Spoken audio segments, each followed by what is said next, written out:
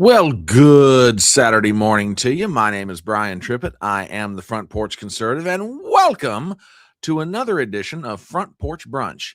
This thing we do on the weekends where we get together, we talk about the news, we give our views, and we try to make sense out of this crazy thing that we call life. It's good to have you all here this morning. My name is Brian Trippett. I am the Front Porch Conservative, sometimes known as the wise guy in the wide brim. Occasionally, I'm called the chap in the cap. On occasion, I'm also referred to as the common man with common sense. But in this moment, as always, above all else, I am your host. We are on Rumble. Here's to you, WWG1. Wait a minute. That's not the one I'm supposed to be toasting to. We are on Rumble. We are on X. There, I avoided the toast. We are on X, and we are on that quaint little alternative social media platform known as YouTube. So if you have not done it yet, please do us some favors. Number one, subscribe to my channel on both Rumble and on YouTube. Also, while you're at it, go ahead and hit the like button for today and leave a thumbs up. Well, wait a minute, that's the same thing. Hit the thumbs up, leave a comment in chat. I'm going to get this intro down right one of these days. I swear I am. Leave a comment in chat, hit the thumbs up button, share the link around with your friends, and do all those things that you guys do. We love you for it. We thank you for it. We can't do it without you. Thank you so very much. All right. Who is in the house this morning? Z Highness is here. Mwah. Good morning, you good-looking thing. You WWG1 is in the house, on a hat tip to you, sir. Yeah, he took the toast, and I didn't even screw it up this time. I'll tell you the truth. Anyway, good morning to you, TBA. Lana, you lovely thing, you. Mwah, good looking. Let's see. Yeah, apparently I am on a roll today. I don't know what's going on. Anyway, glad to have all you guys here this morning. The rest of the crowd is going to start settling in. And we say hello to our friends over there on X. And as always, we say the following. Hey, if you got the opportunity to do it, go ahead. Let us know who you are. If you can leave a comment, go ahead and do it. So we'd love to find out who you are. We'd love to say hello to you. And yeah, please go ahead and do so. So, yeah, thanks for checking us out over on X, over on Rumble, on YouTube, wherever you are out there in social media. We're glad to have you here with us this morning. I don't know about you guys, but where I am right now, it is absolutely fabulous weather.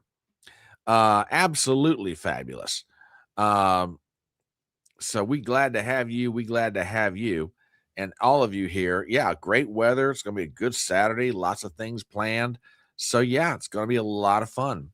And we're going to go ahead and dive right into the live stream because I've got a string of tabs just to give you an idea look at that.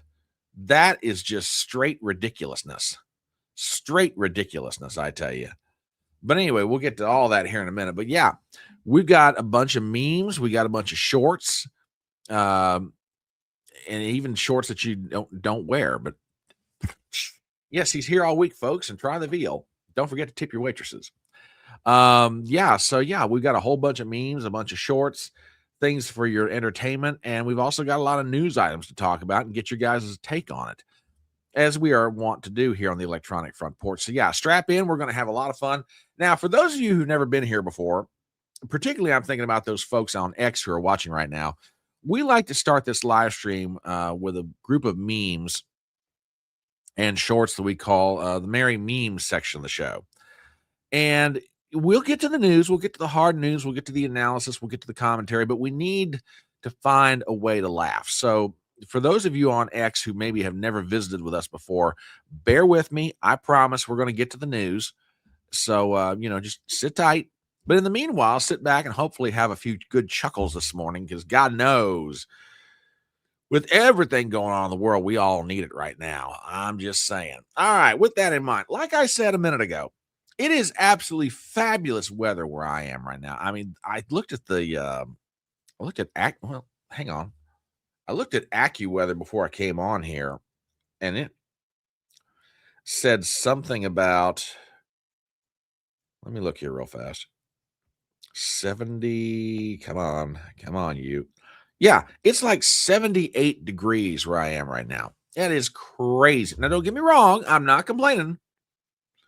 Mother Nature, the first 2 months of this year, she's been hitting us pretty hard. But you know, we got 78 degrees and sunshine where I am right now, and I will take it. Believe me, given what we've been going through for the first 2 months of the year. That said, however, not everyone in America is quite so fortunate that they can enjoy such good weather. As a matter of fact, I think some people are so tired of winter, they've had enough. And given some of what they're going through, you can kind of understand why. So, if you don't know what I mean, check this out. Oh, ow. Oh, man. That's gotta hurt. Oh!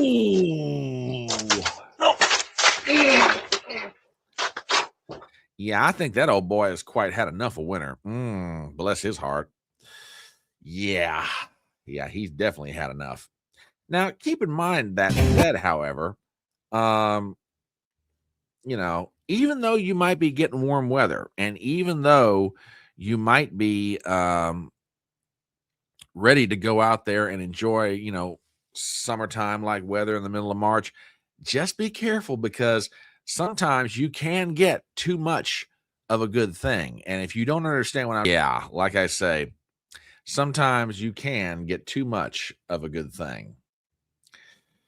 But look, hey, look, even if you're going to go to the beach or to the ocean or even out by a lake or wherever it is, you know, you always want to make sure that, you know, you're looking appropriate. And sometimes you need all kinds of help to get you to that place, even the help from an automatic car. Check this out.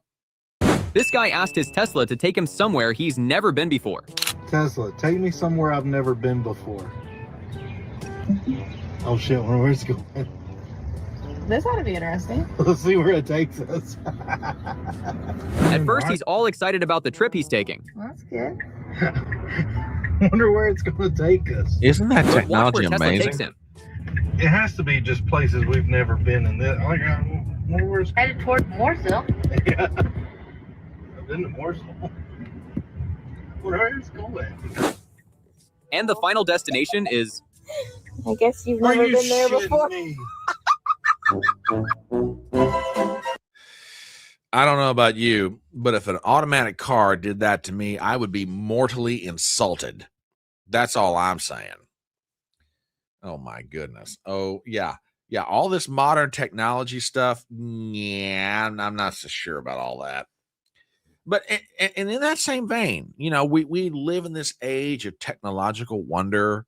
You know, we got all these wonderful inventions, and now we're reaching the point that we're inventing robots, right? Robots that can do all kinds of things for us. Yeah, well, keep in mind, they can only do what they're capable of doing, and sometimes they are just not capable of doing it. Ow.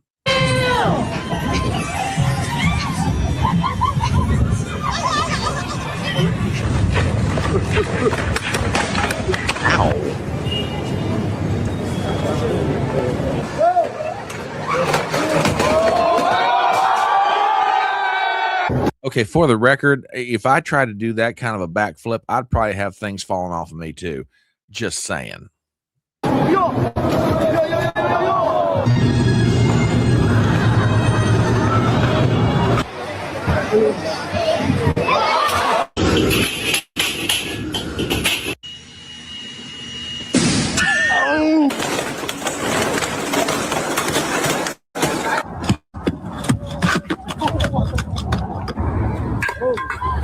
Ow.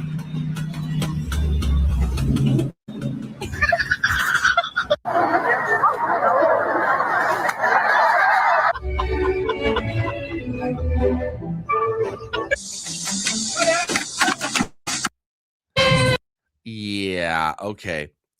I don't even think a Tony Stark upgrade could help in this situation. I mean, this is what you call robots not ready for prime time, okay? Just saying. Oh boy.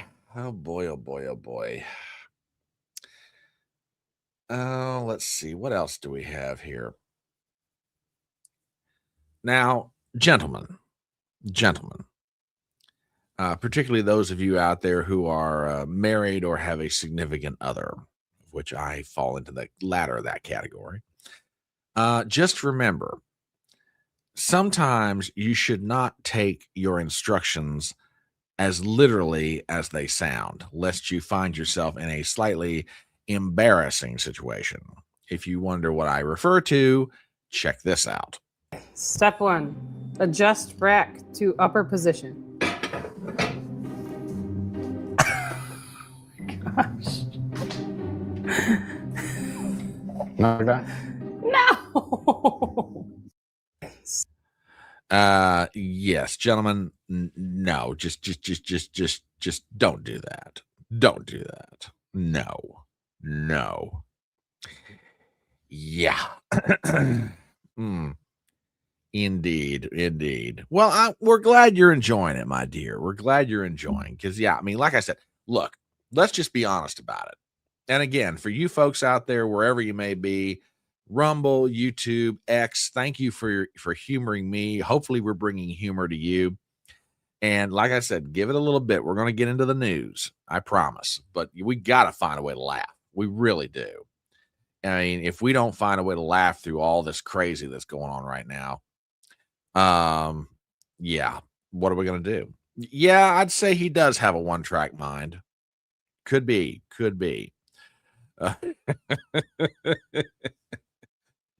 However,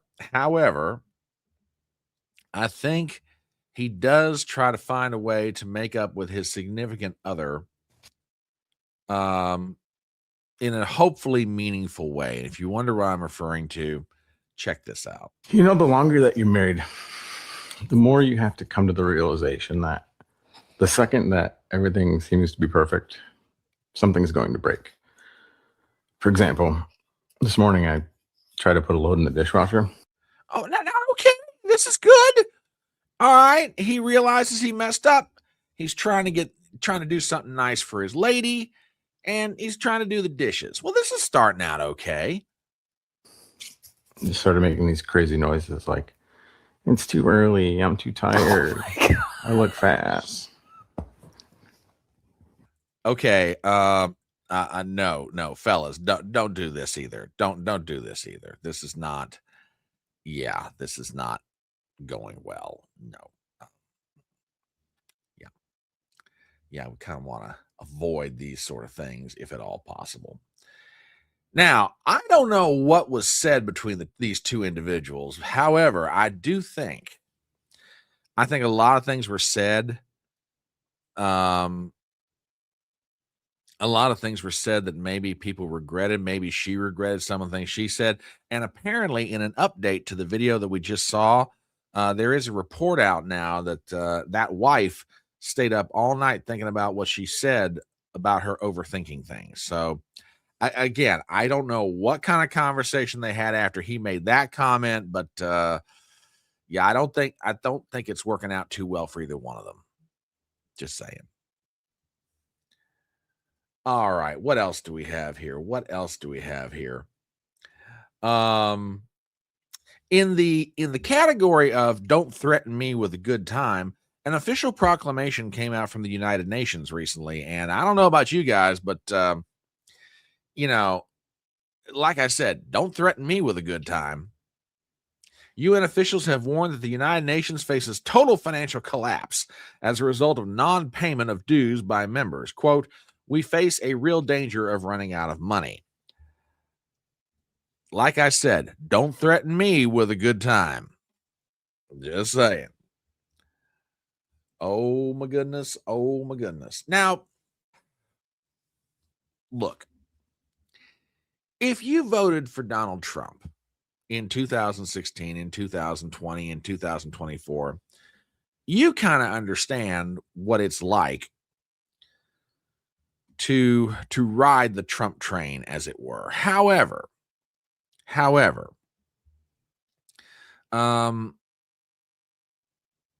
there is for people who have never really voted for Trump, they're trying to find a way. How do you describe what it's like to be a Trump voter or a Trump supporter?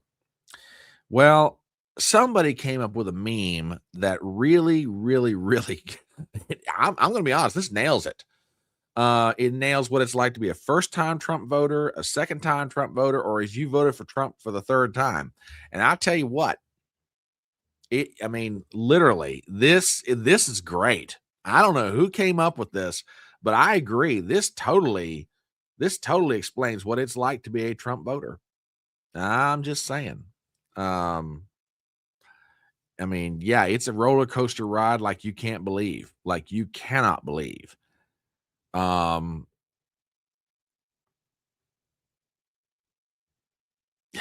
that's good. That's really good, man. Oh my goodness. Oh my goodness. You know, everybody talks about, what it's like, the difference of, you hear it say, well, these kids these days, they aren't like as tough as we were back in our day. Well, I tend to agree with that. And if you're trying to find a way to encapsulate the difference between the generations, somebody came up with a really unique and interesting way to do it. And, I can't disagree with this. My generation's idea of a Bad Bunny was that one on the left. And this current generation's idea of a Bad Bunny is that thing in white. And, again, I don't necessarily disagree with any of that. I'm just saying. Oh, this is so true, my friend. So true indeed. You are so not wrong. So not wrong at all. Mercy me. Mercy, mercy me. Let's see. What else do we have here? What else do we have? I'd say that one for another occasion. Now, as you guys are all aware by now, hopefully, the supreme religious leader in Iran, the Ayatollah Khamenei, is dead. And a new leader has been appointed. However, the Iranians, being the ever clever people that they are, came up with a very clever idea to save themselves a little bit of aggravation. Apparently, the new leader that they've appointed, the new supreme leader of Iran, is already dead. And I got to admit, this kind of makes sense given the current situations going on in the Middle East. So, I mean, the Persians, if nothing else, prove once again that they are indeed a practical people. Just saying. All right, we got a couple more, and then we're going to dive into the news. And this one's pretty good. This one is indeed pretty good. And you know what? It really needs no introduction. So,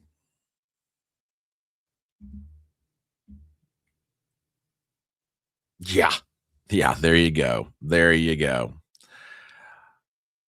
All right. As always, we want to thank WWG1. We want to thank TBA. We want to thank everybody contributing memes and ideas to the live stream. And hey, I've said it before and I will say it again. If you have a meme or you have an idea for a story that you'd like for us to talk about, kind of put it out there. Hey, you see this right here?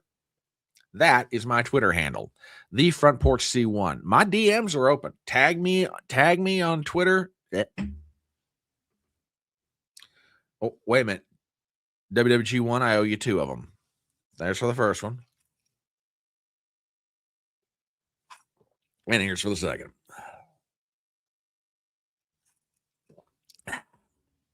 Anyway, you can tag me on X, or you can send me a DM on X, and I will be happy to take a look at what you said. Now, as always, the host of the channel reserves the right to use or not use what you send, but more often than not, if you drop it in my sphere of view, I'll take a look at it, and more than likely it'll find its way up on the screen. So Hey, doesn't matter where you are out there, on X, on YouTube, on Rumble. If you got an idea, hey, right there's the handle. Drop it in. We'll take a look at it. All right.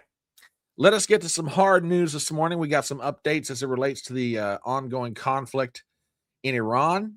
And that meme we had about what it's like to be a Trump voter? I kind of understand that roller coaster feeling, because it's like, man, I have never seen anything quite like this. Normally, at least historically, okay, what I'm used to, when we, the United States, have gone into some kind of military conflict, we have an idea of our objectives. We have an idea of what our long-term goals are and short-term goals. And we're able to articulate them. I think one of the frustrations that I have, just speaking for myself, okay, and you guys chime in on this, I want to hear from you, okay? I think one of the frustrations that I have in all of this is that every time I turn around, there is some newly stated goal, newly stated objective, newly stated rationale, newly stated whatever. Now, and let's just lay aside the fact that whether you agree or disagree with the objective, the goal, the whatever, okay, but trust me, y'all know where I stand on this. I think what we're doing in Iran is a horrible idea, okay, on so many reasons and on so many levels, okay. And again, you are at complete liberty to disagree with me. That's fine. I'm just telling you where I'm at with this, okay. I do not agree with what we're doing in Iran, because I think short and long term, we're going to have consequences that come out of this that we are the planners of this never even took into account. Okay. So with that said, this morning I've got a whole bunch of clips here from various people. Dana Bash of CNN was on the phone with Trump, and Trump has been talking to a slew of reporters. I mean, every time you turn around, he's talking to somebody. Jonathan Karl at ABC, Dana Bash at CNN. I mean, you name the reporter, he's talking to him. Okay. And I kind of get what he's doing. He's trying to get his message out there without himself having to be in front of a microphone. I mean, there's all kinds of reasons for doing it, but that's one of them. So he's talking with Dana Bash, and this one, I'm not sure what to make of this, but I'm going to put this up here, and we'll talk about it for a second. Here you go. Delcy Rodriguez, and he said she's doing a very good job. I said, well, would you be okay with a religious leader in Iran? And he said the answer is yes. It doesn't necessarily have to be a democratic leader in Iran. It just has to be somebody who treats the U.S. and Israel fairly, as well as people in the... Okay, now wait a minute. Hang on a minute. I thought that we were all about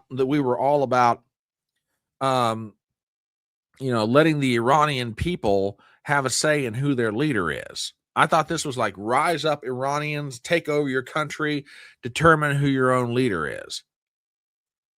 So now we're back. Now we're to Trump doesn't care if there's a religious leader in there or not. With all due respect, I submit to the White House and to the president, you better care if it's a religious leader or not. And I'll tell you why. Because you assassinated the highest supreme leader of the Shia sect of the Islamic religion. Okay.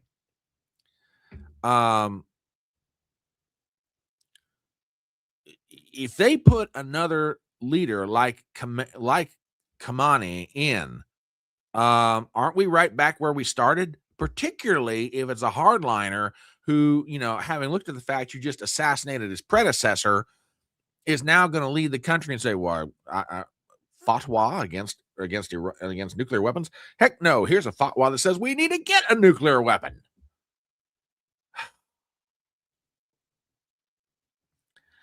This is making me nuts. TBA says, So, Brian, you don't like that the Iranians were freed from the mullah's tyranny. How are you going to feel when the Cubans are freed from the communist government? Or are we only grousing about the methods? Okay. All right. Let me go back to this for a second. You don't like that the Iranians were freed from their mullah's tyranny. How are you going to feel when the Cubans are freed from their communist government? Or are you simply grousing about the methods? Okay. Let me try and take this head on. Okay. First of all, we're a long way from the Iranian people being free, however you want to define that, okay? I have not, I mean, just for myself, and if somebody's got some evidence to the contrary, hey, we're sitting here talking about this stuff this morning. Lay it out for me. Let me see it. But I am yet to see anything that convinces me that the Iranian people are close to being free. The government of Iran love them, hate them, think they're a bunch of dirt bags, think they're the best things that ever walked God's earth, are still firmly in control. Okay. And with regard to Cuba,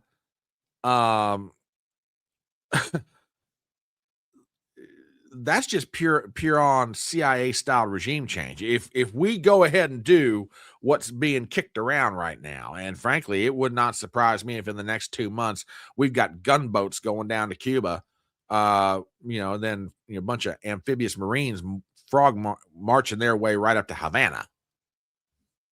I mean, this is just nuts. May I respectfully remind everybody who and again, we are all at liberty to disagree with each other on this. May I respectfully remind everybody that there was a time when communist governments in the late 80s and the early 1990s toppled down and not a single shot was fired. Now, again, different set of circumstances, different people, different times. I understand that.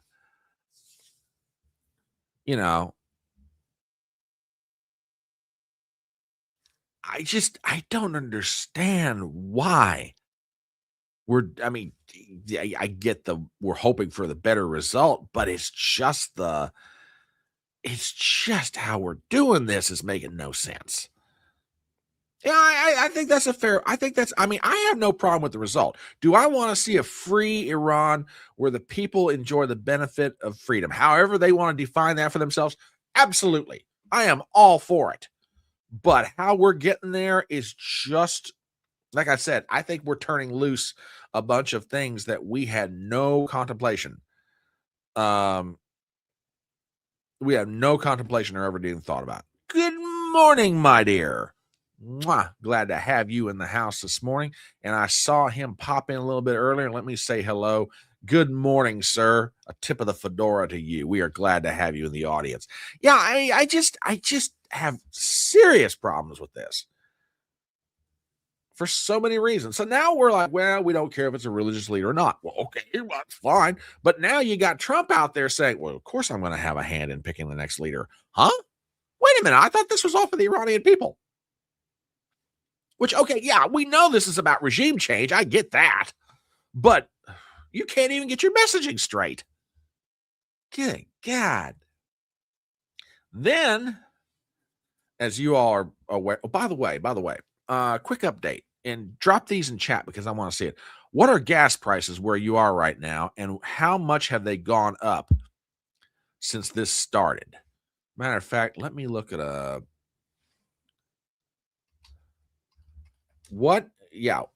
put it in chat. I want to see what the average gallon of gas is costing you right now. And also, if you would not mind, also include how much it has gone up since last weekend.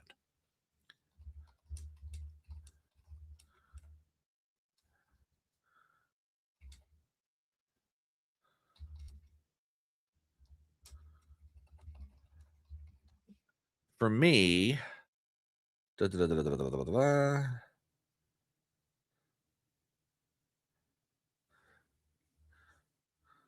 hang on. Currently, when I was driving by my local gas station the other day, gas had gone up since I filled up last Sunday at about $2.65 a gallon. It had gone up about 45 cents. No, wait a minute, more than that. I'm sorry. It had gone up 70 cents already. Yeah. Yeah, that's about right. That's about right. Oh, really? So you're paying $2.99. Well, hey, if you're still under $3, that's fantastic. But it's gone up by 50 or 60 cents where you are. So gas around where you were at was around like 2.40. That's great. Well, it was.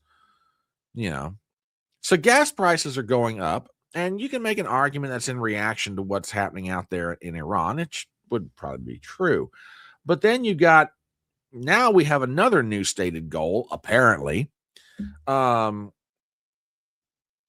of Trump's advisors on the economy, particularly as it relates to energy prices, went on Fox News and said the following. Check this out.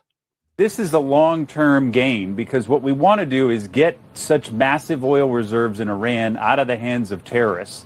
And so what we're going to experience here in the short term is highly outweighed of the long-term benefit, because ultimately we're not going to have to worry about these issues in the Strait of Hormuz, because we're going to get all of the oil out of the hands of terrorists. And if you look at what has happened in Venezuela, the actions the president took in early January has unleashed Venezuela's potential. We were just down there this week. Chevron, huge producer, told us they're at record levels of production in Venezuela. That's just in 2 months. So we have seen more progress in 2 months in Venezuela than you've seen in the 20 years leading up to this point. That's just on the oil and gas. There are.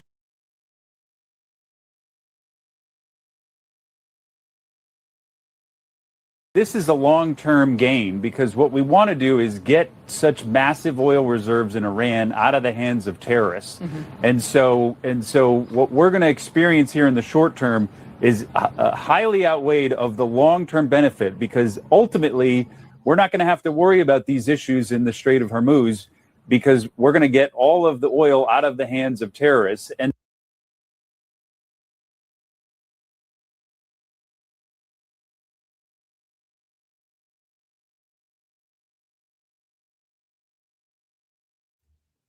so Jared Agan, who is on the National Energy Dominance Council, he's the executive director, is saying, yep, we're going to get the oil out of the hands of the Iranians.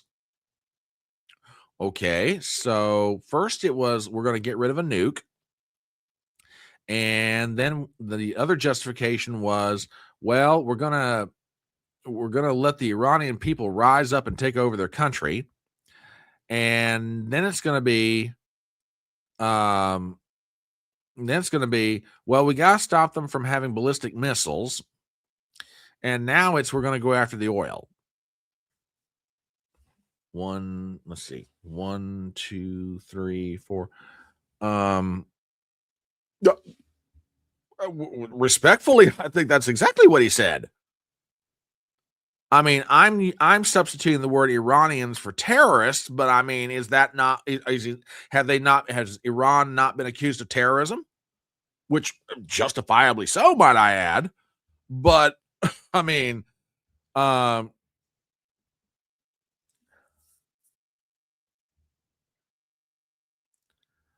that's what I'm accusing him of. And again, I'm okay. Well, but see, but that sort of begs the question. Aren't we making the assumption that the Iranian government is part of the deep state? And again, I'm not trying to get into an argument with you, but this fight about Iranian oil, if you really go back from everything I'm looking at historically, that's what kicked all this off back in the 1950s. Mossadegh, who was the leader of the democratically elected leader of the Iranians, by the way, was trying to nationalize the oil. The British didn't like it. The Americans didn't like it. And our CIA helped put in the Shah of Iran. And for 25 years, there's the Shah. Well, he keeps getting more authoritarian. The people of Iran keep getting more mad. We go in, we dispose of the Shah, and we put in the Ayatollah, but we led to the rise of the Ayatollah. This is crazy.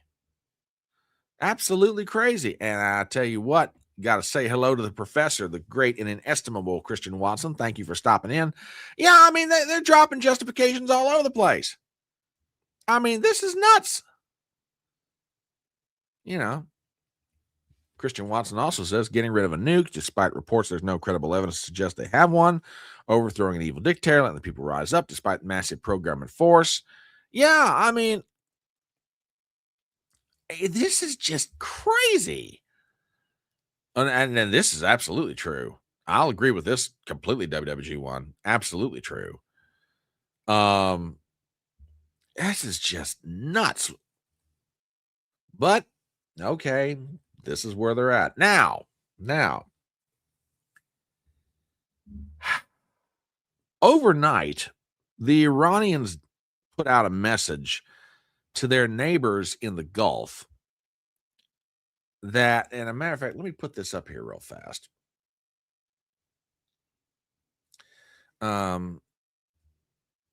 Iran's president just said neighboring countries will no longer be attacked. Sounds like de-escalation. Yeah, the Iranians put out a message to everybody in and around the Middle East that surrounds them saying, hey, guys, we're not going to attack you anymore. Well, okay. Might be good. But there was a message that was added that unless an attack on Iran is launched from their territory. Now, Donald Trump, never missing an opportunity to rub somebody's nose in it, put out a Truth Social post that goes like this. Iran, which is being beat to hell, has apologized and surrendered to its Middle East neighbors and promised it will not shoot at them anymore. This promise was only made because of the relentless U.S. and Israeli attack. They were looking to take over and rule the Middle East. Prove that. Prove that. They're working to rule the Middle East. Prove it.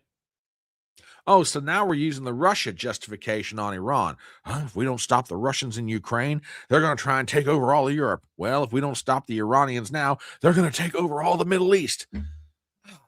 God, this playbook is just worn out. The pages in this thing are threadbare for how often you've used this stuff. Well, we need to take over a government. All right, go to page 85.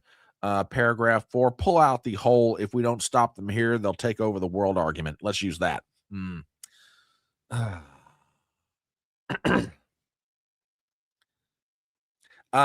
Exactly. I mean, this is just... Anyway, back to the Truth Social post. It is the first time that Iran has ever lost in thousands of years to surrounding Middle Eastern countries. I wouldn't go that far. They have said, thank you, President Trump. I have said, you're welcome. Iran is no longer a bully of the Middle East. They are instead the loser of the Middle East and will be for many decades until they surrender or more likely completely collapse. Today, Iran will be hit very hard under serious consideration for complete destruction and certain death. Because of Iran's bad behavior, our areas and groups of people that were not considered for targeting up until this moment. Thank you for your attention to this matter, President Donald J. Trump.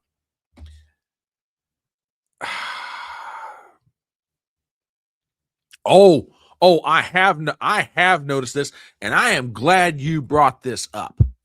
I am so glad you have brought this up. We're going to take a side diversion here real quick.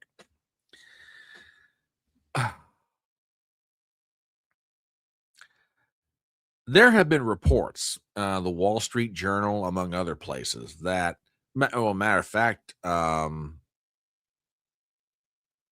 Bennett, who is in the Israeli government, I believe is the president, not the prime minister, but the president, has made the statement that, after Iran, Turkey's next. Okay, so now let's stop and think about that for a second. And we touched on this the other night when we got together on Tuesday.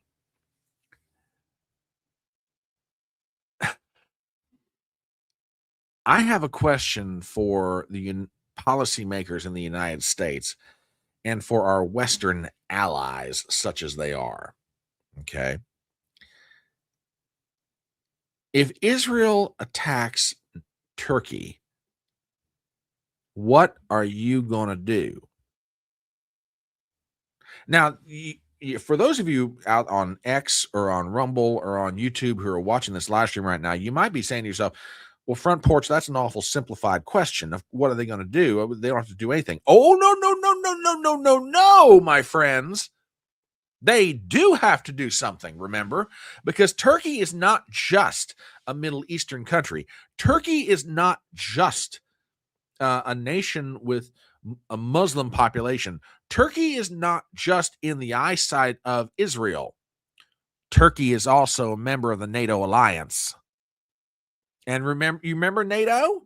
North Atlantic Treaty Organization? Remember that treaty that's got something called Article 5 that says if one member of the NATO alliance is attacked, it is considered to be an attack upon all members, and we will come to their aid? So if Israel goes after Turkey militarily, are we obliged to jump in and fight against Israel? Oh, that'll never happen. Why wouldn't it? I mean, Great Britain and France have been practically trying to find every way in the world to drag us directly militarily into Ukraine. And that's more or less the argument they made. They made an Article 5 argument. Well, which is part of the reason why we have been resisting getting Ukraine into NATO, is because we don't want that to happen. But now you've got Turkey, who is already, well, actually not quite one of the original founding members of the NATO alliance, but been there long enough. If Israel goes after Turkey militarily, we are obliged by treaty to attack Israel over this.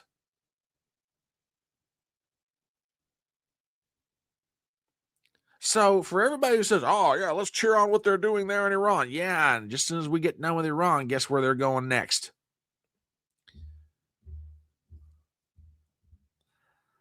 You know where they're going with this, right? They're going after him. They're going after Turkey. And God help us all. This is one of many reasons, as far as I'm personally, again, this is just me talking. Personally, as far as I'm concerned, Benjamin Netanyahu's got to go. His time as leader of is up. And him and anybody else with his kind of mentality about how Israel should be with its surrounding neighbors. It's about time to exercise a four-letter doctrine. Give peace a chance. Because God knows, what you've been doing over there is just, anyway. I'm wired up this morning. Absolutely wired up. And then we have this update, and I'm sure you guys have probably seen or heard about this, but if you haven't, right now we've been launching a more or less an air and missile campaign. Okay, fine. But now the president apparently is considering ground troops. I got a story here from NBC News.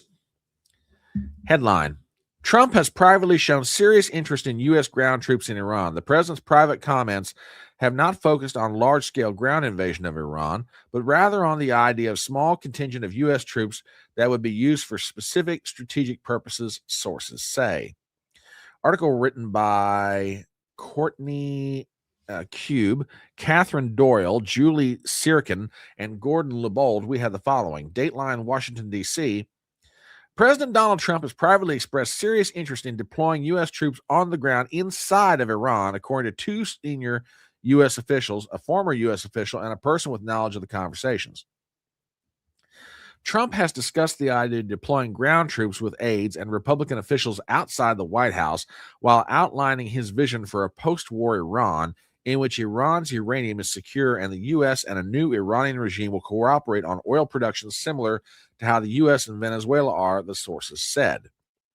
The president's comments expressing serious interest in deploying ground troops have not focused on a large-scale ground invasion of Iran, but rather on the idea of a small contingent of U.S. troops that would be used for specific strategic purposes, the U.S. official said.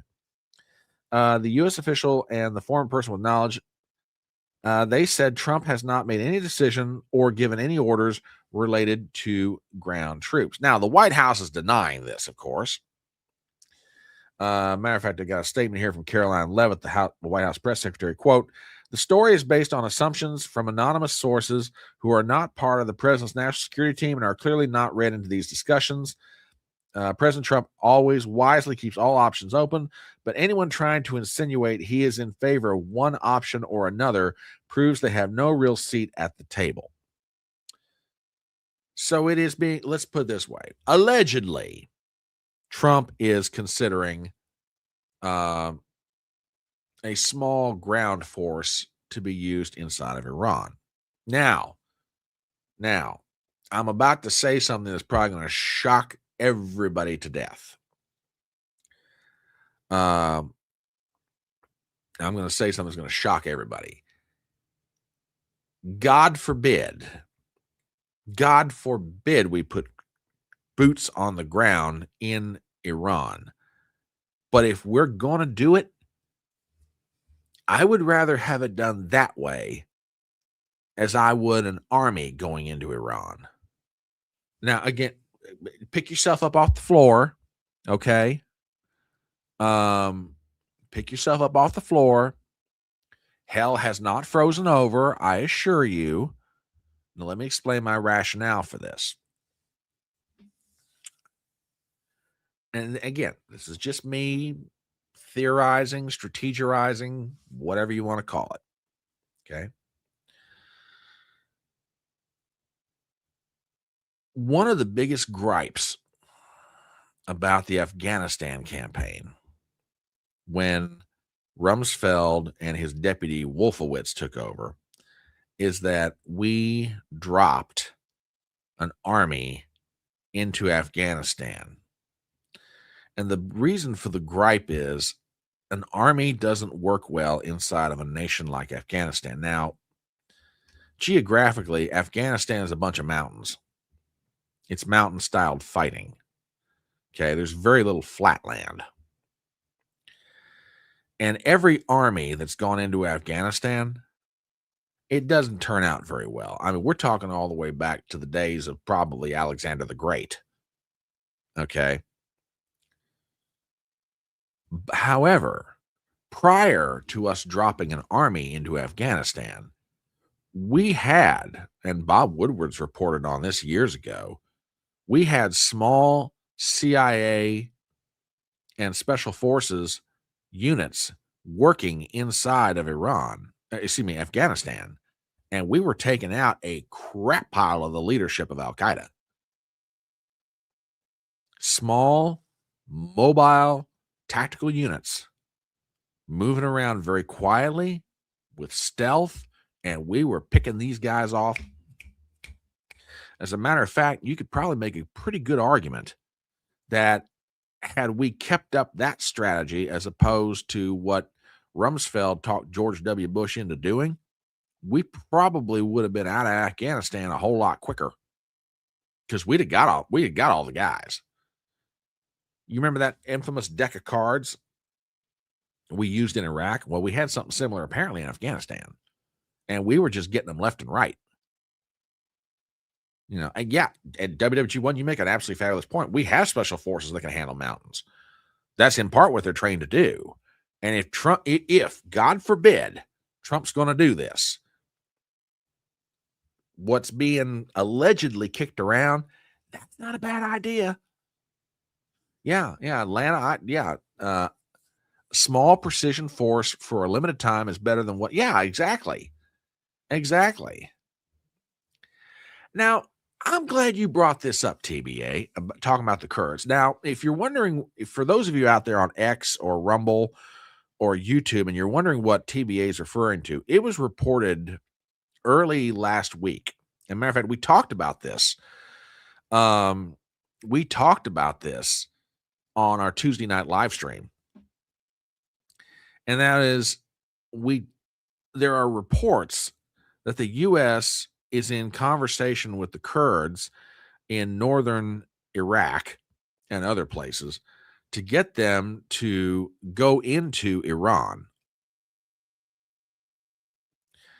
Now, and I thought about that. My first thought was, okay, not necessarily a bad idea. It's not our troops on the ground, it's theirs. But somebody brought up something, and I don't have it pulled up in front of me, but they brought up a really good point. And it's this. Okay, let's just work from the assumption that our government, either through the CIA or whoever, arms these Kurdish troops, and they go in, they start, beating up on the Iranians.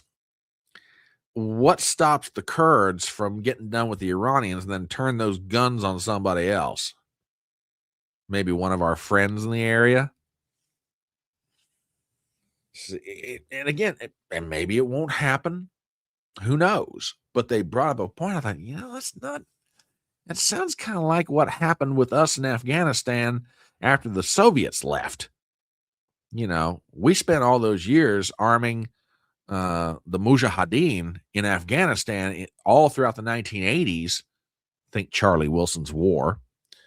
And then the Mujahideen turns into Al Qaeda, and then here we go.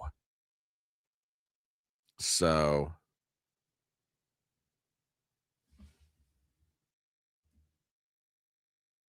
no, I didn't block you. I absolutely did not block you. I don't know what's going on. Hang on a minute, folks. Hang on. What is up with this? I have not blocked you, dear. Hang on.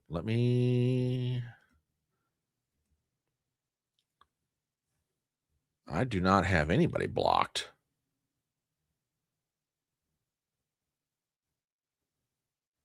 Well, there is one person, but that's a long story from a long time ago.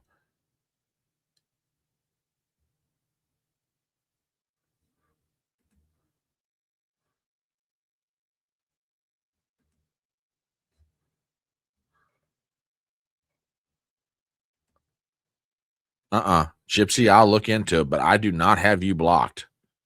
No, I'm not getting banned happy. I am banned. I haven't. Okay, so you're back. That's weird. Okay. All right. Kawan says he can see it. Good morning, Kawan.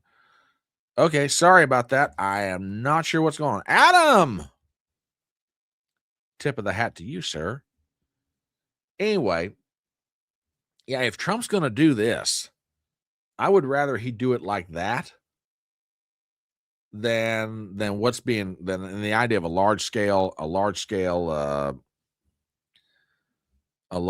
army. So yeah.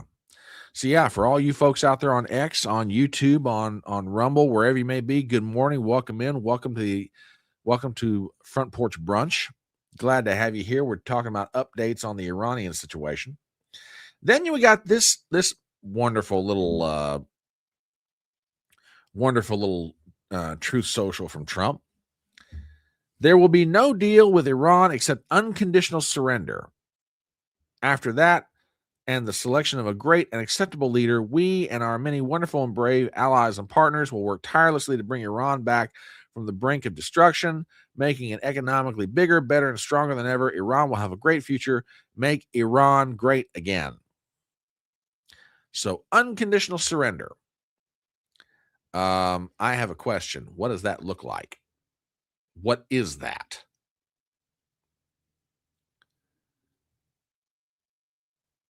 What is unconditional surrender? Well, a lot of people are apparently asking that question. So Caroline Leavitt, White House secretary, had an answer. And here you go.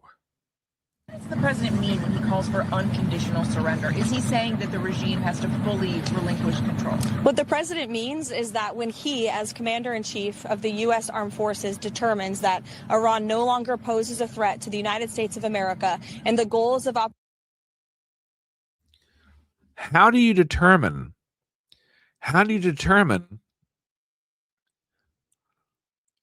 that they no longer pose a threat? What does that mean? I mean, okay, so they know, what does no longer pose a threat mean? That militarily they're toothless?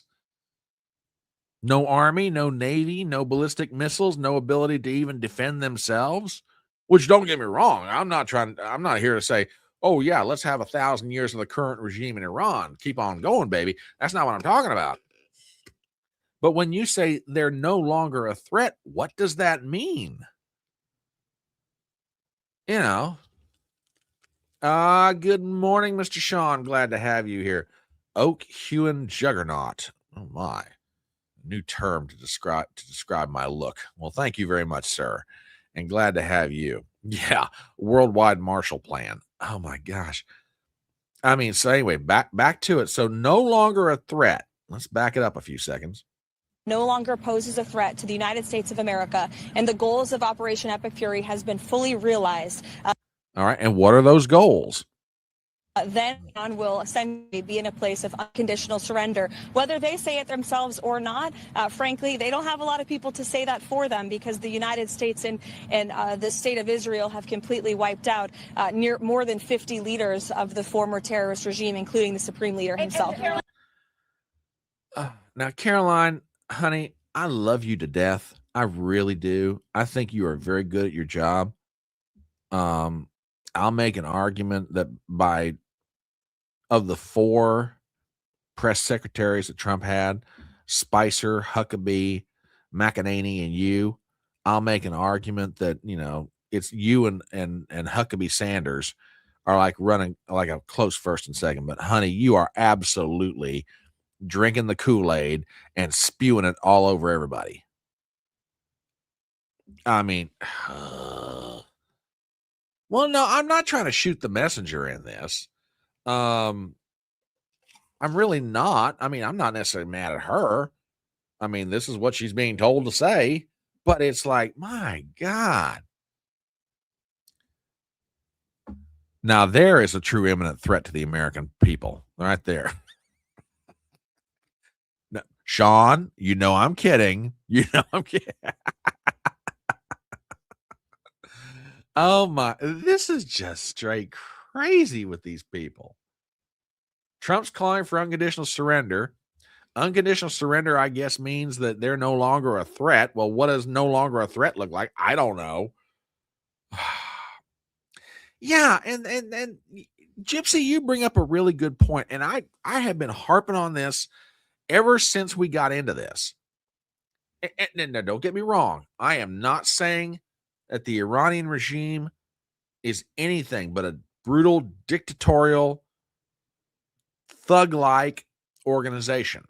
Okay, I'm not excusing anything they've done over the past 40 or 50 years at all. Okay, I'm not. But on the other hand, somebody explained to me how Iran is a direct military threat to me. Have they launched missiles at the United States? No. And again, I'm not trying to be Pollyanna or simplistic about this. I know there is evil in the world. I acknowledge that. But what threat is Iran to me?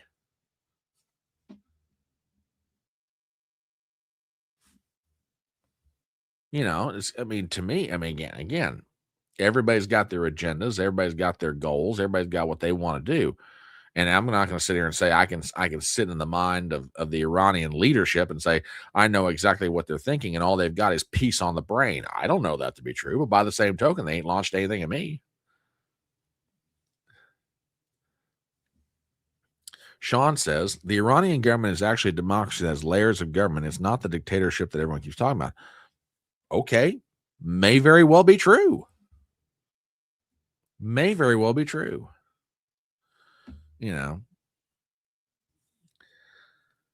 Now, how are things going? And I'll try and wrap it up because I've got some other topics I want to get into this morning. How are we actually doing? Well, Trump the other day at the White House gave his take on it. So here you go. Said I'd give it a 12 to a 15. Their army is gone. They're just about, look, their Navy is gone. Their communications are gone. Their leaders are gone. 2 sets of their leaders are gone. They're down to their 3rd set. Their Air Force is wiped out entirely. Think of it. They have 32 ships. All 32 are at the bottom of the ocean. Other than that, they're doing very well, Coach.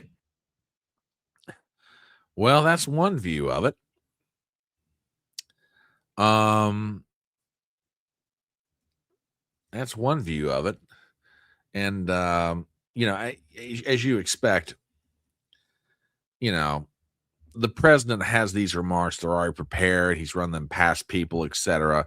There is one comment that apparently got edited out that his speechwriters and his staff managed to keep him from saying with regard to how things were going, particularly about the Iranian Navy. I'm just glad Trump didn't say this. Okay. I'm really glad he did not pop off this comment. Not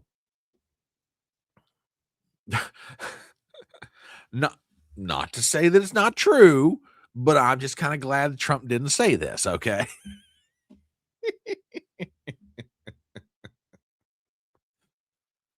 Oh boy.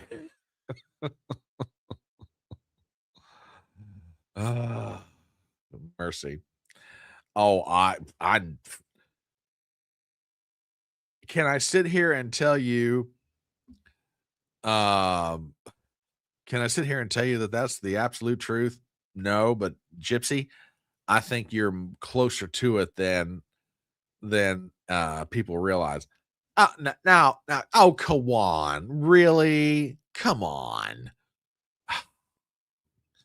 Goodness me. Goodness me.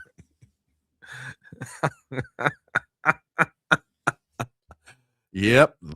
Sometimes you just got to remember that we could have had Vice President Idaho for our leader.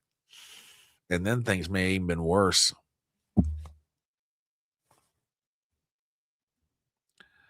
Oh, Lord. Oh, Lord. Yeah, I'm not saying it wasn't funny, but I'm just saying. Anyway, good morning, Miss Pate. Glad to have you in the audience this morning.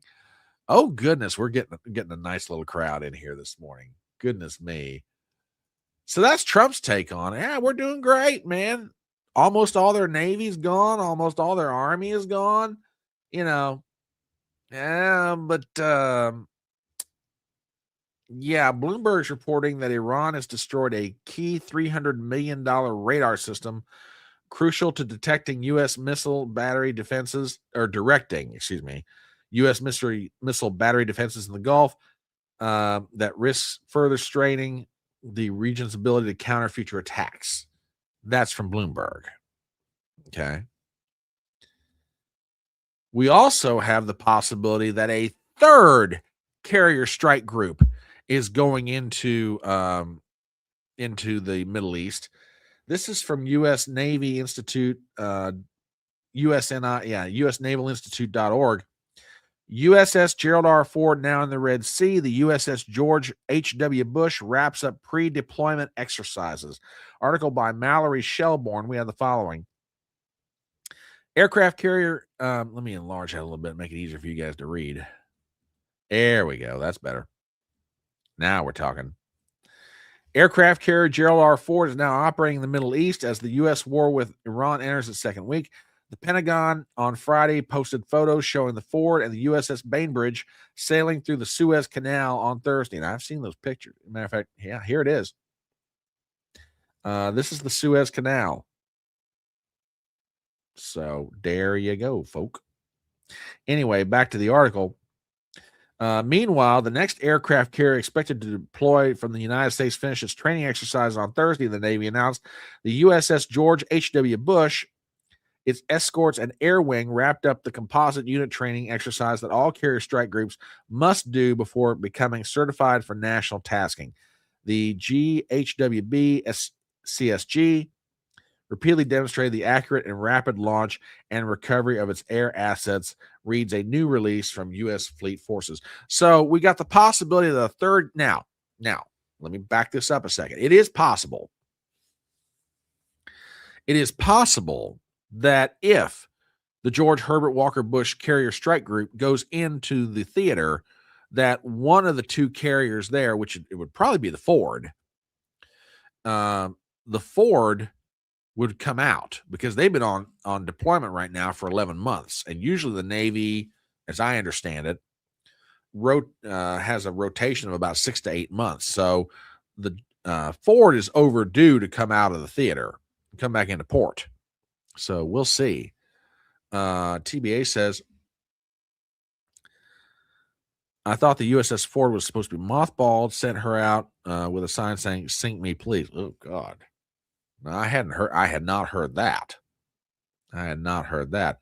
Sean says, how many more F-15s are you planning to have on? That's a good question. Good question.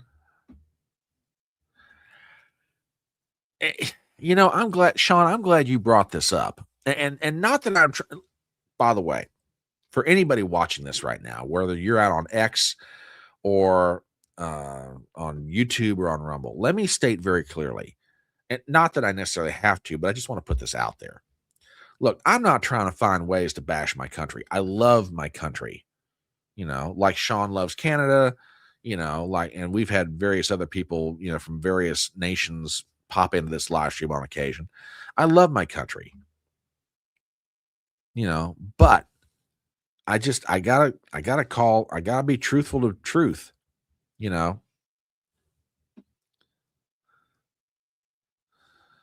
I'm not trying to bash my country for the sake of bashing my country. I just feel this is wrong, and I'm just trying to point out some pretty obvious contradictions. Well, good morning, sir. Iran threat to us. Roughly 3,700 terrorist attacks happen around the world each year. They may not be able to have the contiguous 48, but Americans are often the victims of this. Okay, that's fair. That is fair. That's fair. You know, and that's a fair point. So, and by the way, welcome in, Robert. We're glad to have you as always. But yeah, I'm glad, Sean, you brought this up, because I'm getting the distinct impression there may be more American injured or killed than what's being reported right now. Again, do I have any proof for that? No. But just only 6 American soldiers so far in a week's worth of fighting over in the Middle East. Again, maybe that's the case, but just something tells me that number seems awfully low. Awfully low indeed. I do want to play something for you guys. And this comes from one of my absolute favorite analysts,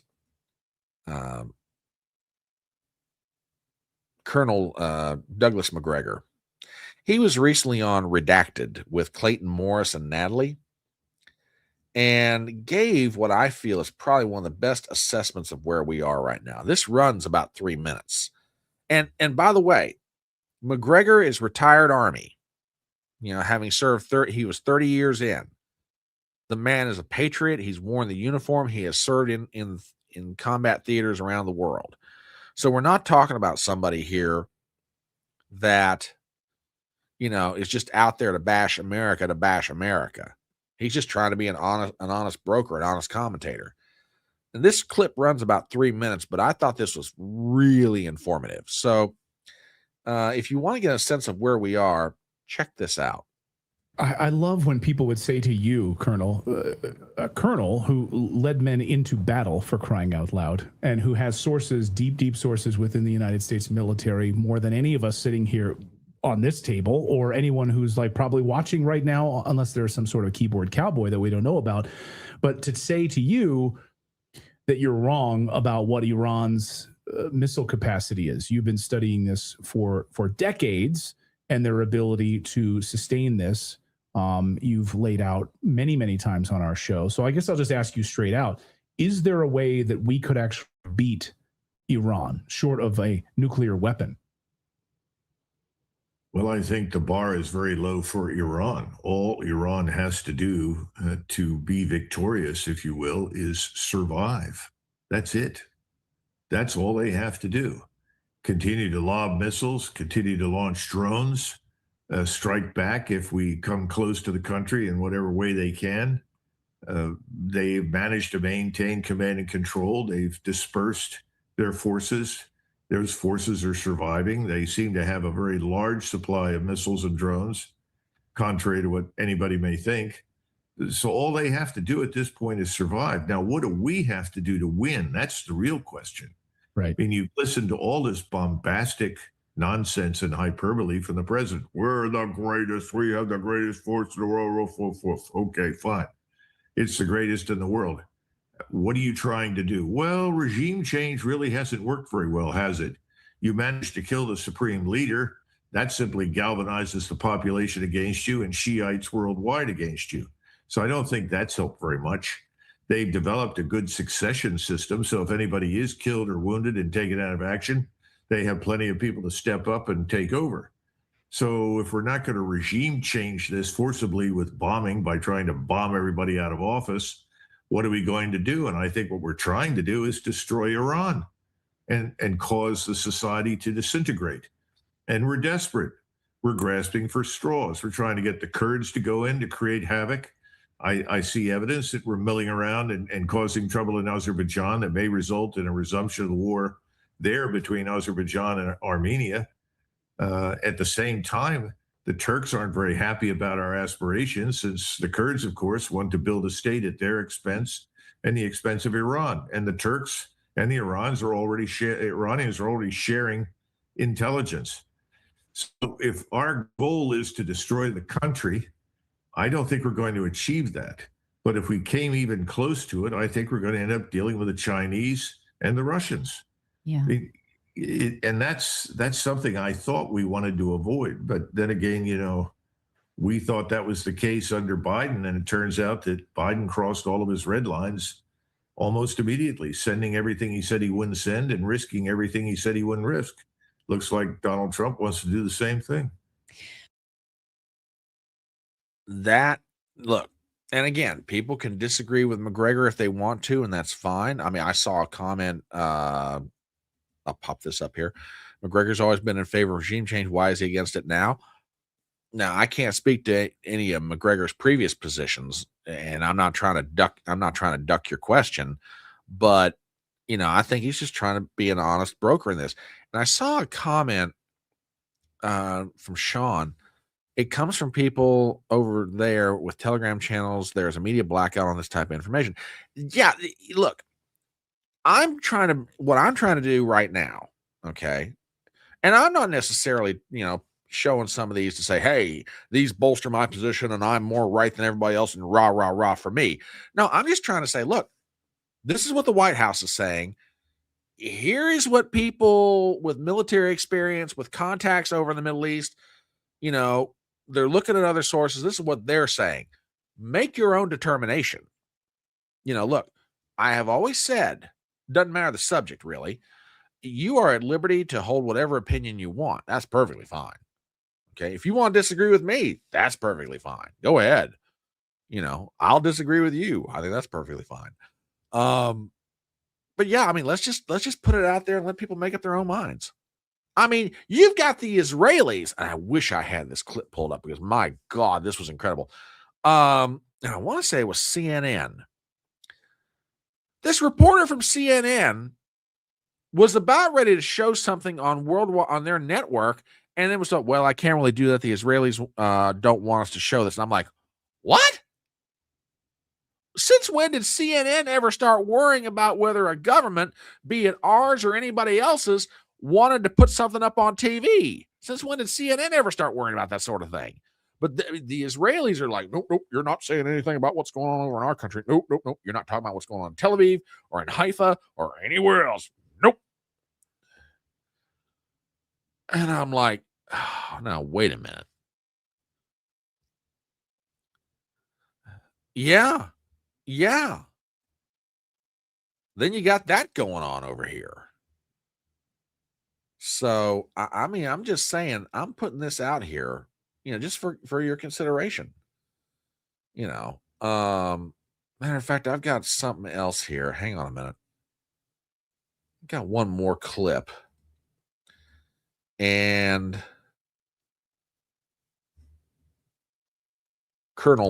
retired Colonel Leonard Wilkinson was on with Judge Napolitano the other day. And again, take it for what it's worth. So, here is Colonel Wilkerson's assessment of current situations. Including, I saw video this morning, real video, not CNN, though they have been better, but real video out of Israel. They are getting absolutely pummeled. That was to be my next question. How badly is Israel getting pummeled? And where is Netanyahu? I think he's on a plane 90% of the time.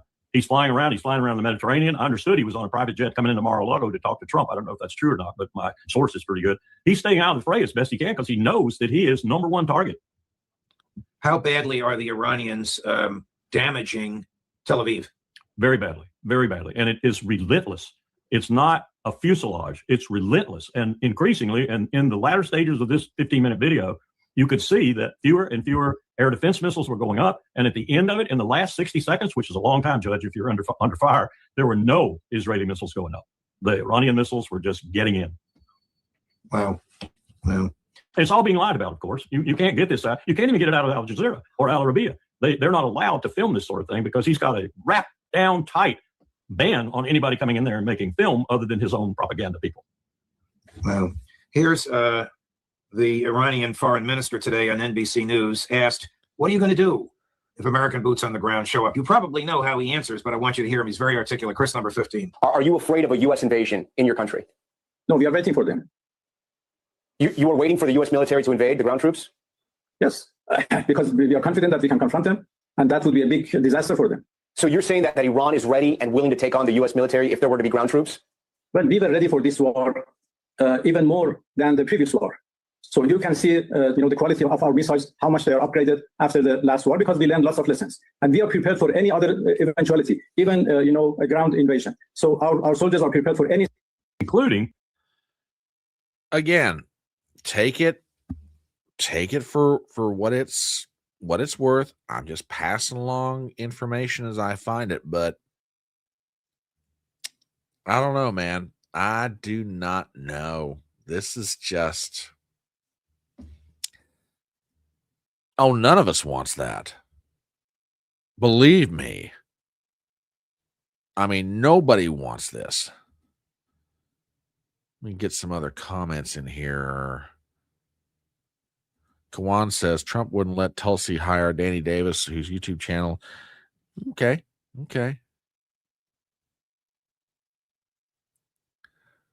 Well, there's some truth to that, my friend.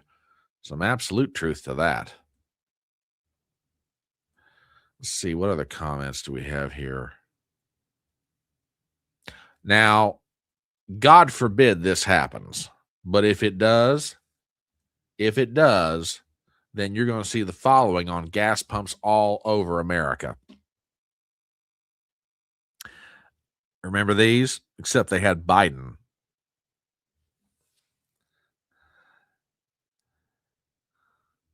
So, just saying. What else do we have here?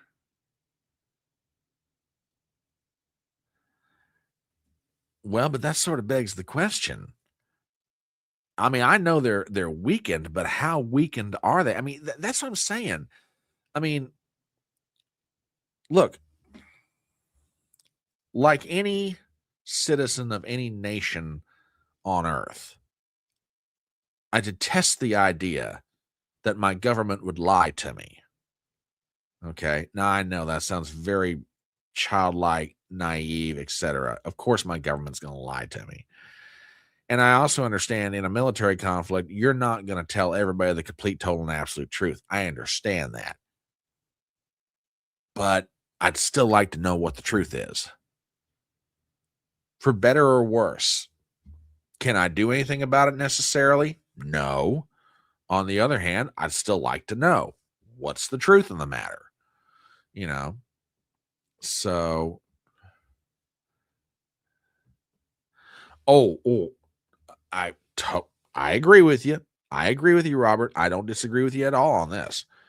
Everybody, doesn't matter if they're pro these actions, anti these actions. Yeah, big grain of salt. You know.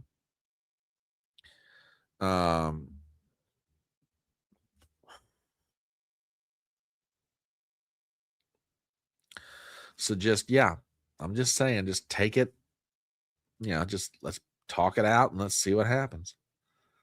All right. I think that's about every update that I've got on what's currently going on by way of Iran this morning. So let me do a real quick commercial, at least for myself anyway, and then we'll move right along.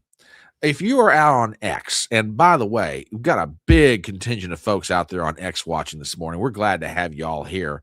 And by the way, if you're on X, drop a comment.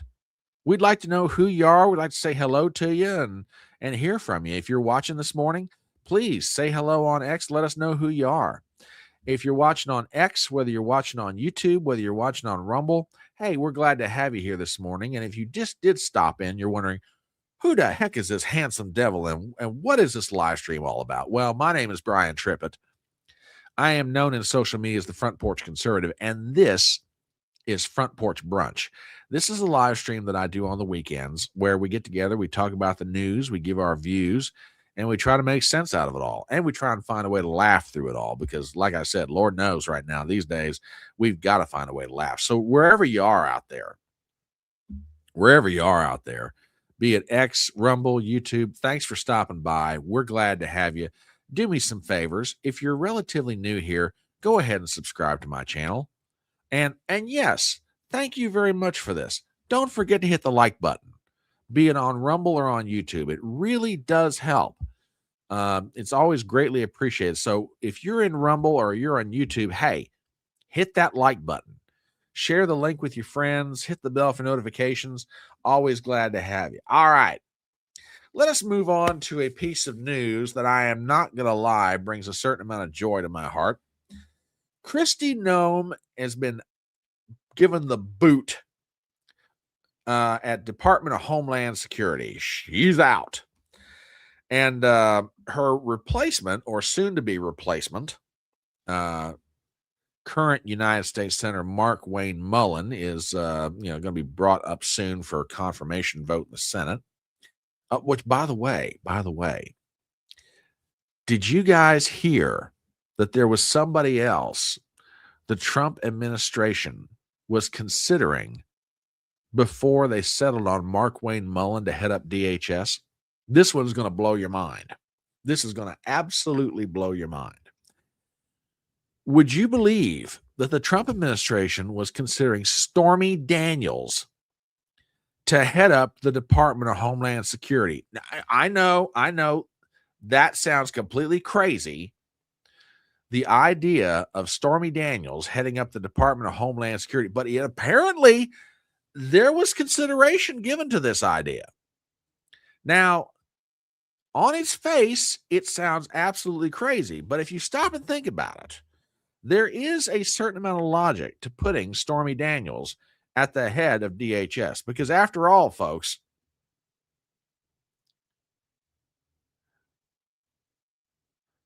I mean, is this not actually true? I mean, seriously, y'all, is this not the truth? I'm just saying. So yeah, apparently the Trump administration was thinking about hiring her, and this was the justification. Even better. Oh God, that is wrong in so many different ways. Now, TBA does bring up a very good point that apparently Trump's not actually firing her per se, as much as he is giving her a golden parachute is what they call, I guess, in corporate America. She's going to be given some kind of job in this Shield of the Western Hemisphere, or Shield of the Americas, I think is what they call it. Shield of the Americas, which is being announced in Florida this weekend. It's some kind of a new initiative from the Trump administration. So he's not per se firing her, but she's definitely out at Department of Homeland Security. And by the way, there is one person in Washington, D.C. that is really, really breathing a sigh of relief right now. As a matter of fact, let me tell you something. Marco Rubio is probably one of the happiest men in Washington right now. I mean, I'm not saying, but I'm just saying. Goodness me. Goodness. Hang on a minute, folks.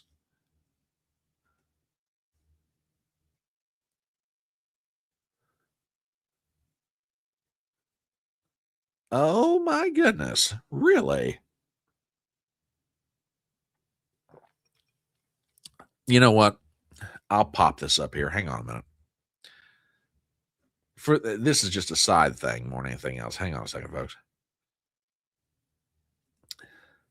For those of you, and Z Highness just sent this to me, but for those of you in the Orlando area, or if you're thinking about taking a trip down to Orlando, here's something fun for you. Yeah, Chrissy Mayer is going to be in Orlando the 20th of March. Good for her. Good for her. That is absolutely fantastic. Anyway. Now that is one of the things that got her in trouble. One of many things that got her in trouble. As a matter of fact, let's get into this. I got a story here from Fox News. No, actually, let me do this. There's been a lot of controversy swirling around Kristi Noem for really the better part of a year. And CNN did an absolutely fantastic job of explaining why it is that she is finally out at Department of Homeland Security. And I'm going to put this up here. How Kristi Noem finally lost Trump and her job. This is from yesterday. Written by Michael Williams, Priscilla Alvarez, Lauren Fox, and Gabe Cohen. After a year of controversies, Kristi Noem's fate was sealed over just a few days. It started with a heads up from Capitol Hill. Senator John Kennedy, Republican Louisiana, let the White House know Sunday that he was not going to go easy on Homeland Security Secretary when she appeared before the Judiciary Committee. The Louisiana Republican planned to pepper Noem with tough questions about her agency's lavish spending on an advertising campaign that prominently showcased her. Now, for those of you that may not know what I'm referring to, and oh, wait a minute. Hang on.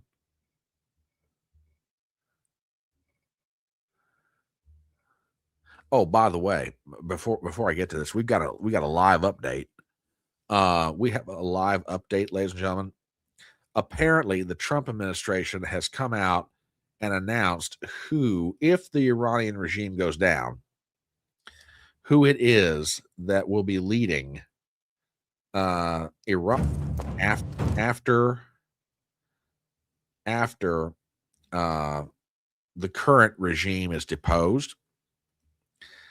So get ready, ladies and gentlemen, because apparently they have settled on the following.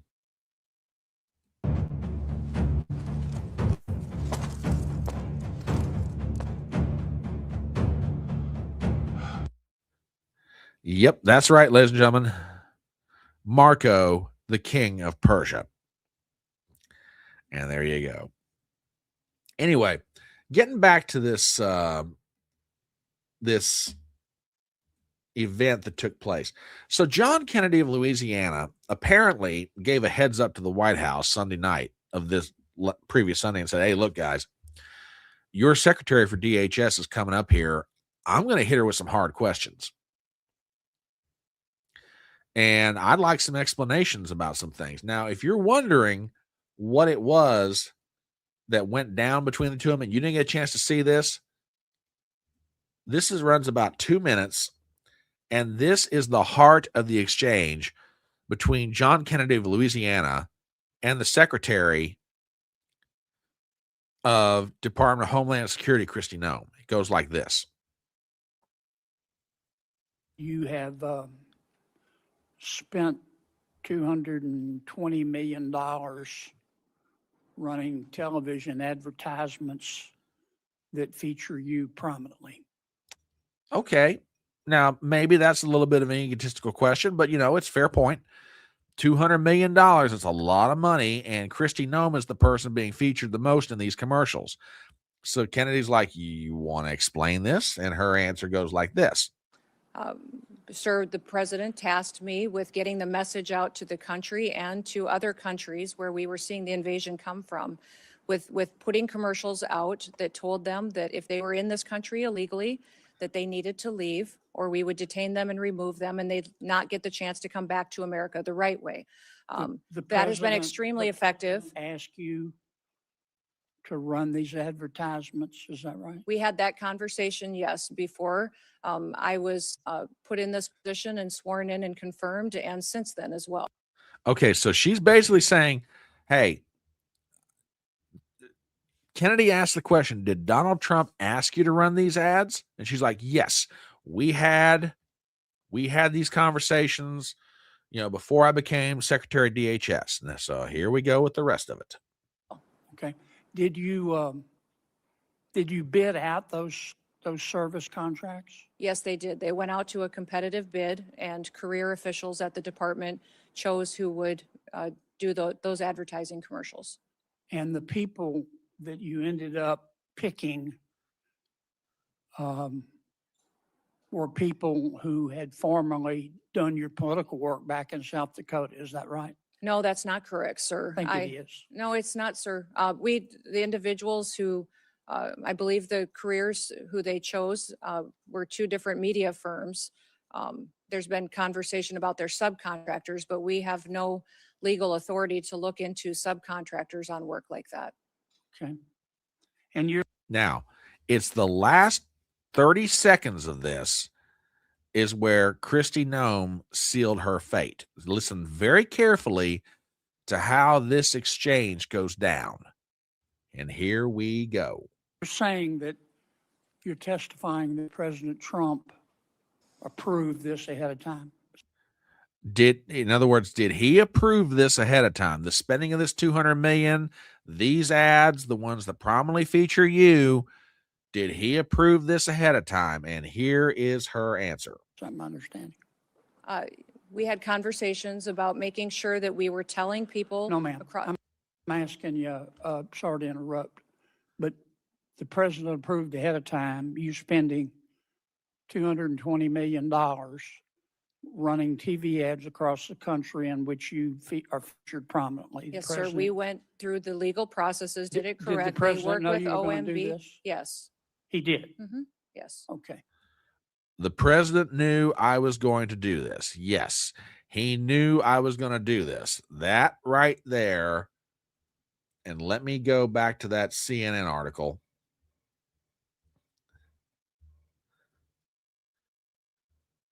And this is from that CNN article we started with originally. In the end, it wasn't the killings of Renee Good or Alex Pretty in Minneapolis that cost Noem her job, nor was it her immediate reaction to prematurely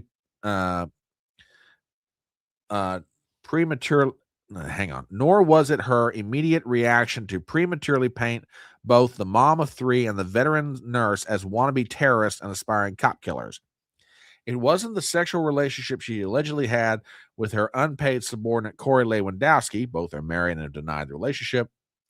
It wasn't the exorbitant spending on the executive jets or the public messaging from her agency that was riddled with white nationalist dog whistles. Okay, now we're getting a little bit biased in that. But each of those controversies accumulated, and then Let me emphasize this. Noem dragged Trump's name into it. After Tuesday, a White House official told CNN it became clear it was time for Noem to go. Yeah, I've often used the analogy or made the statement. It's not necessarily one big injury that does an athlete in. Over the course of time, it's what I call the accumulation of aggravations. It's not one big thing. It's just a whole bunch of nagging little things together, and usually taken as a whole, it's enough to do you in. In her case, between the spending on the Jets, the alleged affair with Lewandowski, the fallout from Minnesota, the ad campaign, all of it, that was all bad enough. When she dropped Trump's name into it and told John Kennedy, yes, the president was fully aware that I was going to spend this money on these ads. Trump's like, that's enough. That is enough. Now, for my part, and this is no offense to Secretary Noem, I'm glad she's gone. And from my lips to God's ear, may it be the first of about 5 or 6 people that need to be removed from this administration. Susie Wiles, Pam Bondi, Todd Blanche, Howard Lutnick, among others. Just get them out. Go. Goodbye. Kash Patel, they need to go. Okay. Now, that sort of begs the question. What are you getting in return for that? Well, you're getting U.S. Senator Mark Wayne Mullen, Republican from Oklahoma, which strategically, the pick makes sense in that, okay, if you're going to pick a senator to take the job and pick somebody from your own party, you've got a Republican governor in Oklahoma. He can pick a Republican to replace Mark Wayne Mullen. You know, for the Senate's purposes, you're not necessarily losing anything. Okay. However, somebody put out a tweet, and this is really good. Firing Kristi Noem and replacing her with Mark Wayne Mullen is like stepping in dog shite and switching socks. That's not a bad way of putting it.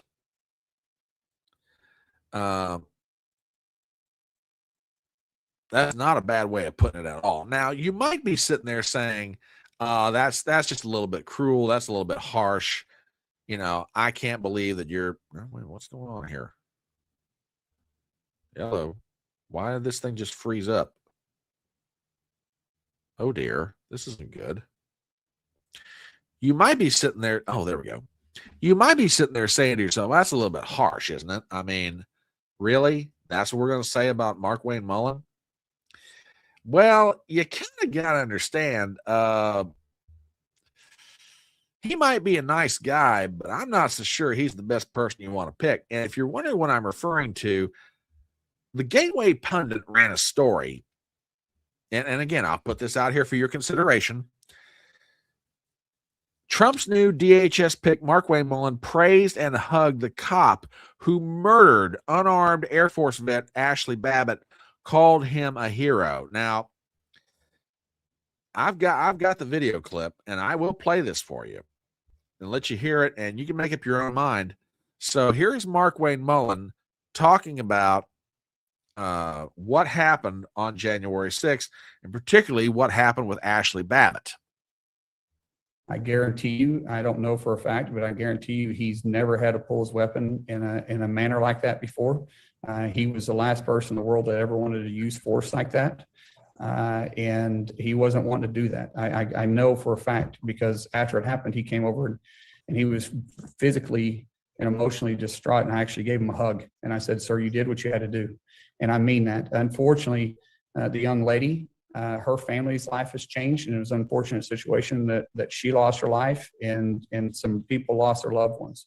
But the lieutenant's life has also changed too, because if it's the first time you've ever had to use lethal force, that doesn't ever leave you. And it wasn't his choice. He didn't show up to work that day to have to do that. He was doing his job, but he got put in a situation where he had to do his job because there was members still in the balcony. And if you're going to present your weapon in a manner and give commands and they still don't listen and they still approach, you don't have a choice, because either you have to, at that point, discharge your weapon in a manner of self-defense, or that weapon is going to be taken away from you. It's going to be used on you, and it's going to put all of our lives in danger too. That is a video clip that I don't think has aged very well, particularly everything we know about the whole Ashley Babbitt situation. So that's one thing. Then you have this classic moment from way back in the day. I don't know if you guys remember this one or not. But this was when Mark Wayne Mullen and Sean O'Brien got together. Now, Sean O'Brien is a union leader. Watch this. Like he's self-made. Sir, I wish you was in the truck with me when I was building my plumbing company. Myself and my wife was running the office, because I sure remember working pretty hard and long hours. Pretends like he's self-made. What a clown. Fraud. Always has been, always will be. Quit the tough guy act in these Senate hearings. You know where to find me. Any place, anytime, cowboy. Sir, this is a time, this is a place.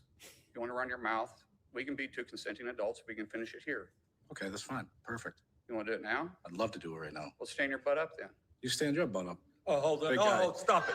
Is that your All right. solution? Hold it. No, sit down. Sit down. Okay. You know, you're a United States Senator. Sit down. Active. Oh, okay. Sit down, please. All right. Can I respond? Mr. Hold Chairman? it. Hold it. If Hold we on. can, no, This is I have what the he mic. said. I'm sorry. This is Hold what it. he said. You'll have your time. Okay. Can I respond? Oh, no, you can't. This is a hearing. I almost felt sorry for Bernie Sanders in that. Almost. But I just get the feeling that we're not exactly replacing one bad apple with something better. We might be replacing a rotten apple with an apple not fully formed, if you take my meaning. And if you wonder what I'm referring to, here's an exchange recently between Mark Wayne Mullen and a member of the press. Are there measures Yes. being taken not Go to ahead. eliminate other possible alternatives to leadership? This is war, and we're taking out the threat. And if you're part of the threat, then you're a target. You know what we'd call not all the arrows, but going after the archers. You'll concede this is war. You'll concede this is war. We haven't declared war. They declared war on us, President but we called it haven't. war. Secretary Hicks said Senator, it. we haven't declared just it. now you Yeah. said this is war. They called it war. They called it war. What I was saying, You just- okay, well, that was a misspoke. What I was saying that. Yeah, I'm not feeling really good about this. And Robert brings up a really good point. Oh, boy. Oh, boy, oh, boy, oh, boy. Yeah, he sure does.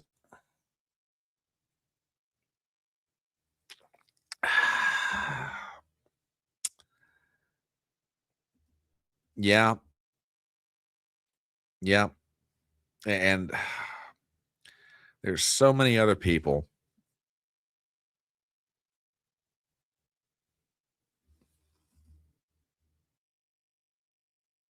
No, I didn't know there was a picture out there of this.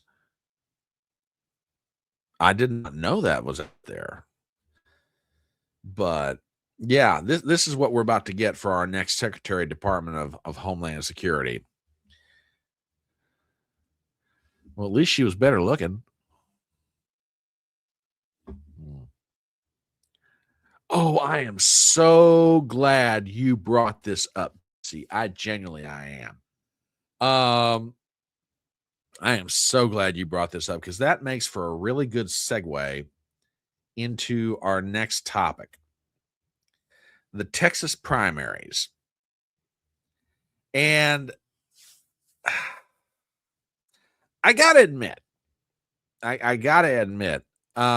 felt a certain amount of schadenfreude on Tuesday night, because I did not have, talking about bingo cards, I did not have on my bingo cards the results of some of these Texas races.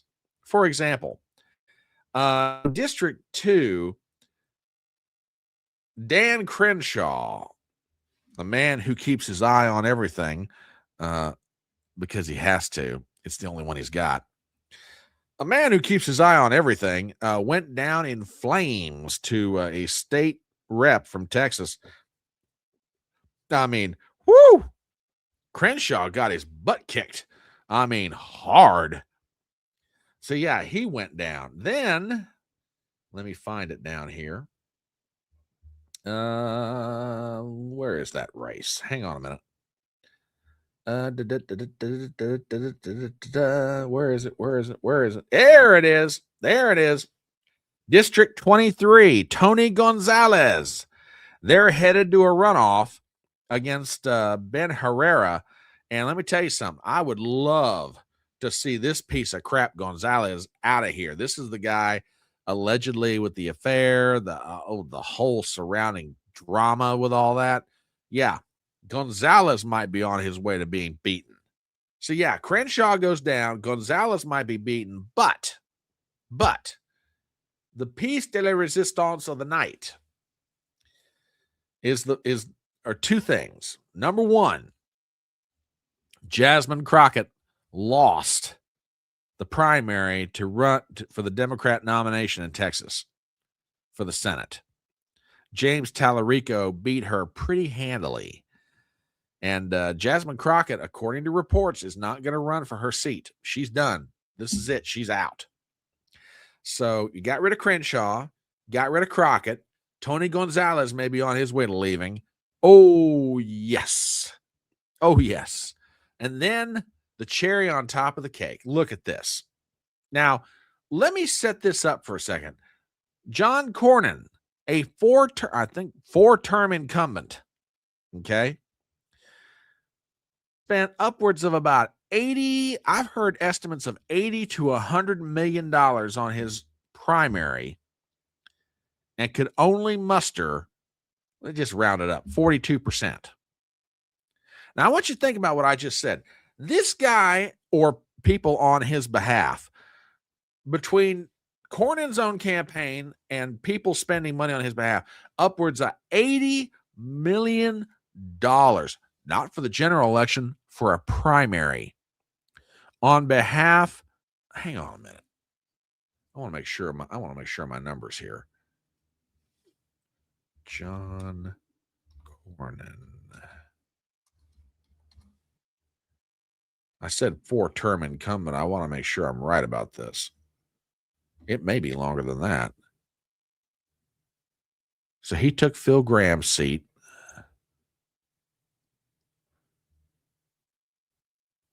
Oh, come on. When was he elected to the Senate?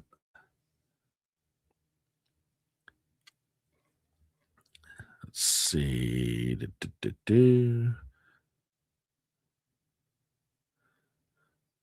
Yeah, 4 terms. Let's see, 2014. Yeah, let's see. He was elected in 2002. 2 term was 2008. 3rd term was 14. Yeah, 4-term incumbent senator from Texas had to spend $80 million against Ken Paxton, the attorney general, and all he got for it was 42%. That is how, I mean, you spend $80 million on anybody, they ought to be able to walk away with that race. That's how hated John Cornyn is in the state of Texas. $80 million at a minimum for the primary just to get him past Ken Paxton. And guess what, folks? It's headed to a runoff. Because in Texas, the rule is this. You have to get 50% or at least 50% or higher. Otherwise, you're going to a runoff between the top 2 candidates. And in this case, Cornyn got 42. Ken Paxton got 41. Wesley Hunt got caught 14%. Folks, I think MAGA or America First, whatever you want to call it, is about to get one of the biggest scalps in years. I think Cornyn's going down when the May runoff comes around. I could be wrong. I could be absolutely wrong about this. But I bet you he's going down. Do not be shocked at all if this happens. Seriously. Now, in the meanwhile, there's a lot of drama going on in the background where this race between Cornyn and Paxton is concerned. The Senate Republicans do not want Paxton. They just don't want him. Okay. The fact that they're willing to try and raise money to help this guy who shouldn't even need their help, frankly, to get him across the finish line, they don't want Paxton for a lot of reasons. Okay. Then you had this report come out earlier in the week. Trump asked Senate candidate he does not endorse to drop out of race. This is an article by Julia Manchester in thehill.com.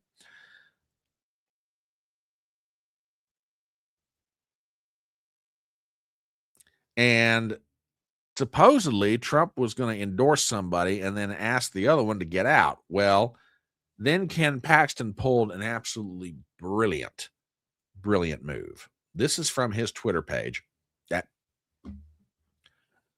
Cheers, WWG1.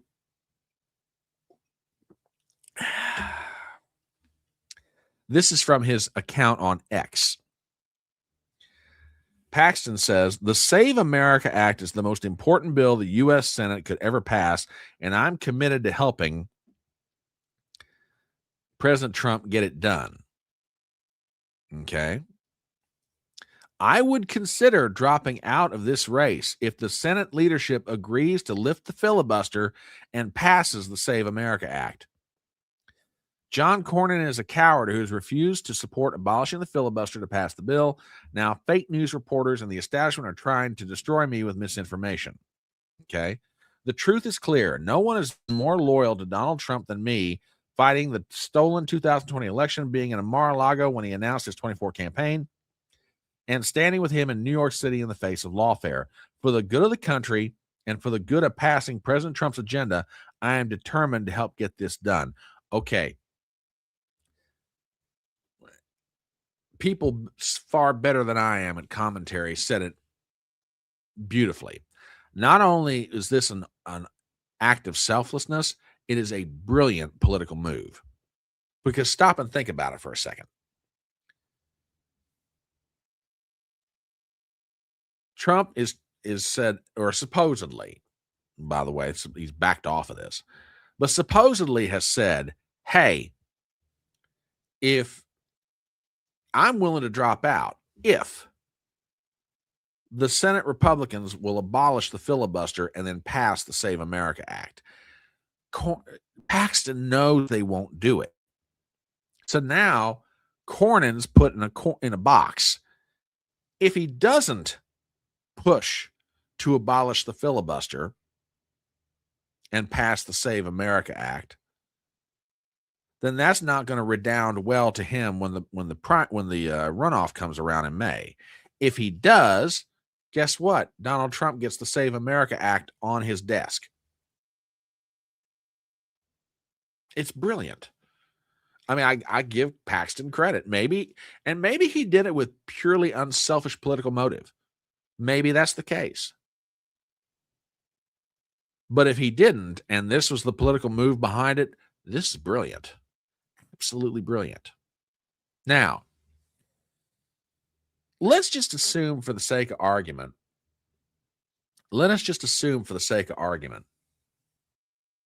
that come May, John Cornyn beats Ken Paxton and goes on to take on Tallarico in the Texas election in November. Okay. What would happen? The People's Pundit, Richard Barris, was appearing on War Room with Steve Bannon and dropped a piece of news that ought to scare Washington, D.C. to death and ought to scare the Republicans to death if they have any sense. So with that, from Richard Barris. Up the bombshell there at the end, that's a little known fact. And I keep telling people in D.C., whether they want to believe it or not, Cornyn has been here 24 years and people got a belly full of this guy. So if you put $100 million and destroy Ken Paxton and he wins, you're going to have, your polling shows 30% of folks are not going to vote for him. Yeah, this is what we do, right? I mean, you have pollsters who have, give vote preference and give top line numbers. That's not even the real hard part about polling. This is what we do the best. Turnout is key. That's what makes true accuracy in polling. And you remember in 2024, the Trump or bust voter, Steve, we were right about that. Thank God Donald Trump was nominated, because Nikki Haley would have lost that election. Ron DeSantis would have lost that election. They would not have been able to get these people to the polls. This is what's happening in Texas. It's not the only state. These unpopular incumbents who they come in, they parachute in with tens of millions of dollars to save. They reach an expiration date. We're in a very, very volatile year, and Republicans cannot afford to see numbers like this. If John Cornyn is nominated, 30% of Republican voters are telling us they will not show up for him. That is a disaster. In 2018, Ted Cruz was barely saved by MAGA at the last minute. John Cornyn's not going to be able to rely on MAGA to come in and save him in November. They're not going to do it.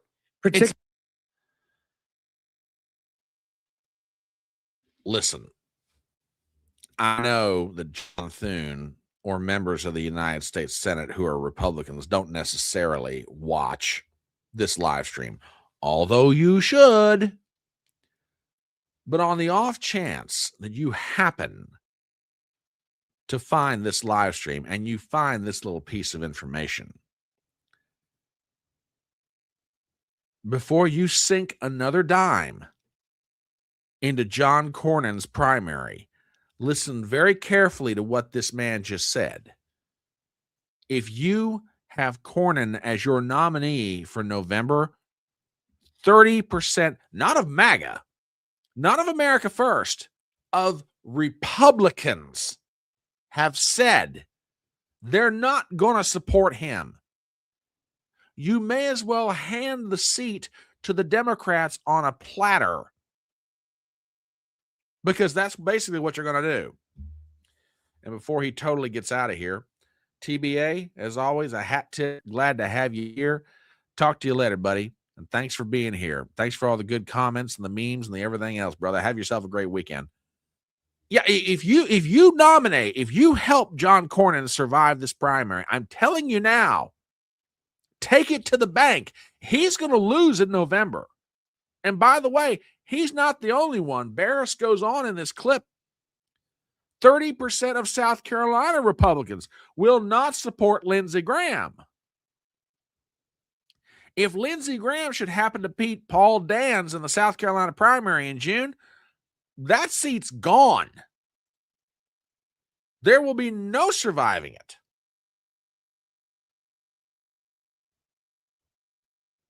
I mean, you've got seats right now, Iowa, Ohio, North Carolina, that could very easily go to the Democrats, okay? Very easily. You throw in Texas and South Carolina, congratulations. You just handed the majority to the Democrat Party. So, yeah. And maybe that is the plan. Maybe that's what they want.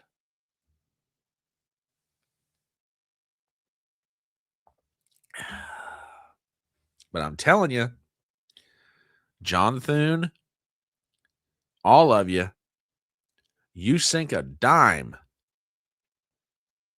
into John Cornyn's reelection bid in the primary, and if he wins, kiss the seat goodbye. It's gone.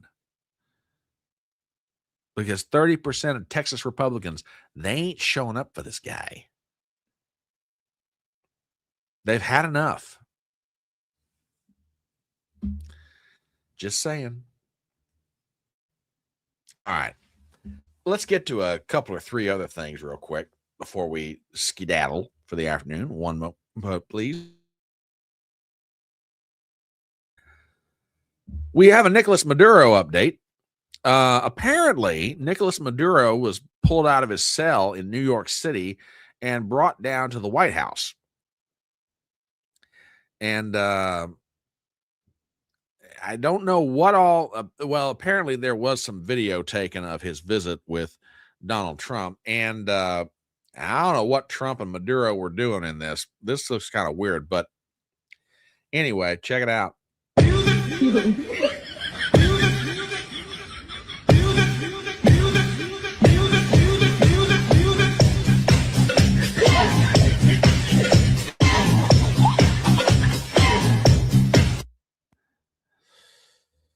Yikes. Like I said, I don't know what the heck they were doing. Oh boy, oh boy, oh boy. Hey, ay, ay, ay, ay. Crazy. All right, I'm kind of running out of time here, unfortunately, so I'm going to try and squeeze these last little things in, and I'll probably wind up having to clip them out later because YouTube is gay.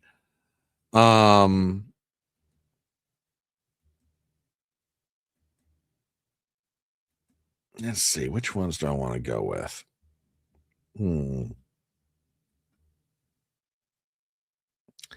All right. This clip obviously was taken before the bombing started in Israel. Yikes. All right. Now, every so often, these clips come my way, and I don't know how much of them are real or if they're AI generated. I mean, this looks real enough, but this one kind of tugs at the heartstring. So, with that said, check this one out. And like I say, if you don't cry after this one, I don't know what to do for you. Don't let them take me. A 16-year-old was caught working night shifts illegally at a gas station. When the judge asked why, his answer broke everyone's heart. Your Honor, I'm 16. My parents died in a car accident last year. My little sister, she's 6. CPS wanted to split us up, different foster homes. I lied about my age, got a night job at the gas station. I make $400 a week. My neighbor watches my sister while I work. I get her to school, make her breakfast, help with homework. We're making it work, but they caught me. Now they want to take her away and charge me with fraud. Your Honor, child labor laws exist for a reason. He's 14 working overnight shifts. This is dangerous and illegal. He falsified documents. The charges are appropriate, and the child needs proper placement. This boy lost his parents and has been raising his 6-year-old sister alone for a year, working nights, getting her to school. And you want to separate them? Charges dismissed. Ordering immediate kinship guardianship evaluation. This court will find legal ways to keep them together. You're not losing your sister, son. Not in my court. Like I say, true or not, that one kind of tugs at the heartstring. So, yeah. That they do. All right, one more, and then I'm going to have to run because unfortunately I've got to be somewhere. We'll just chalk this one up under, when someone does something nice for you, maybe, just maybe, you ought to wonder why. And with that, enjoy.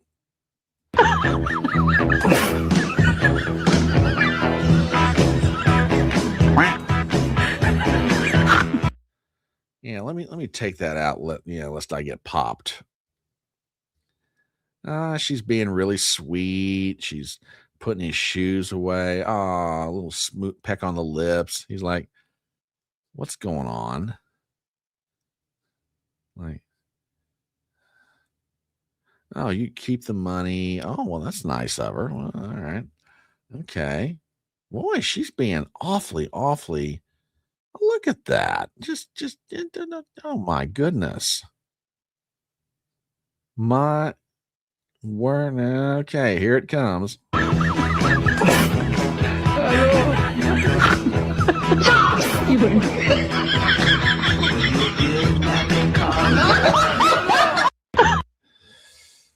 Yeah, like I said, chalk that one up under the yeah, they're doing something nice for you. Just beware. Anyway, okay, let's bring this train into the station. Unfortunately, I've got to run, and I want to thank all of you guys for being here today.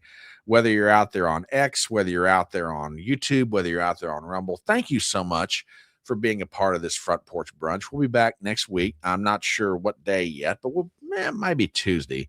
I got a few memes here I got to work my way through, and we'll probably have some updates about what's going on over in Iran and other places. So, hey, plan on being with us. We'll check in with you next week. By the way, I will let you know right now, I will be traveling to Cincinnati next weekend. So no Front Porch Brunch next Saturday. Again, no Front Porch Brunch next Saturday. I will be traveling to see the ladies. So we'll do our best to get a live stream in for next week. Anyway, love you guys very much. Thank you for being here. Hey, do me some favors as you're going out the door. Hit the thumbs up button. If you're not subscribed to my channel, please go ahead and do so, and all that good stuff. Thank you guys so much, very much for being here. Love every last one of you. And remember the words of that great American philosopher, Tom T. Hall, when he said, "It's faster horses, younger lovers, older whiskey, and more money." Have yourself a great weekend. Talk to you later. Bye-bye.